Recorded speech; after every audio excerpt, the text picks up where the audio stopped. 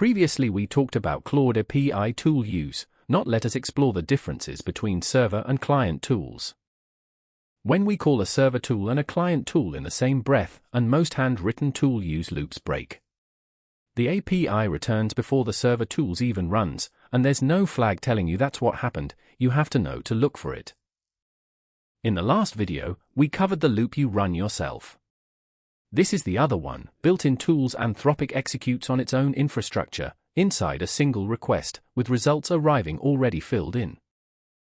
A research question might need 4 searches, each informed by the last.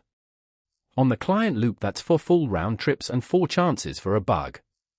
The server loop collapses all of it into one request. Anthropic runs search, read, decide, search again, and hands you the finished answer with a default cap of 10 iterations before it pauses.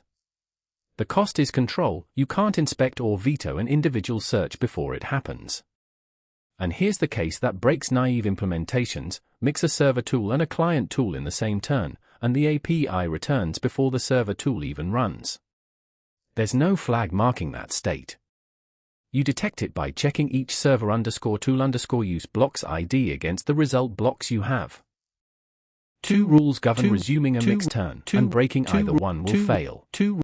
First, the continuation user message can contain nothing but tool_result blocks. Add so much as a trailing text block and you end the turn early. Second, the request has to keep the exact same tools array as the original call. Trim out the still pending server tool and you get a 400 that literally says no web_search tool was provided.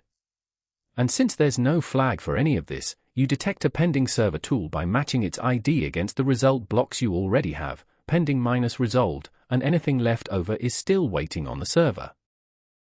For server tools, and only 2 of them carry a charge beyond tokens.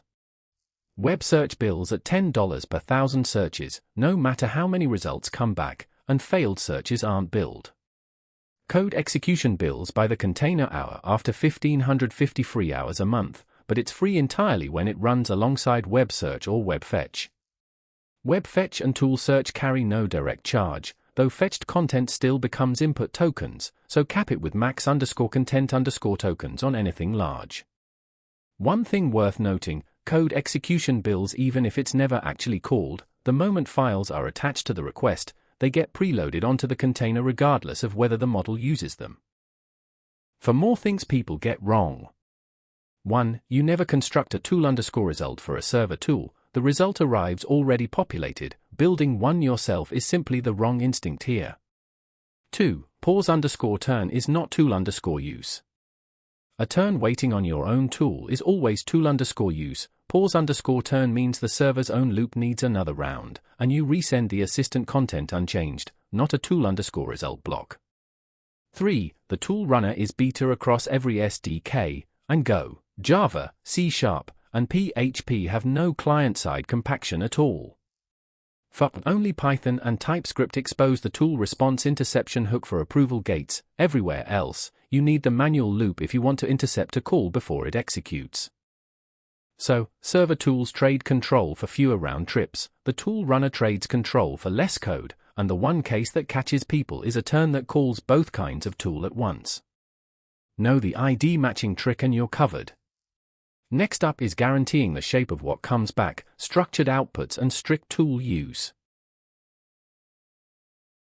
If clear, sensible thinking is what you are after, subscribing is the most direct way to get the next one. See you in the next video.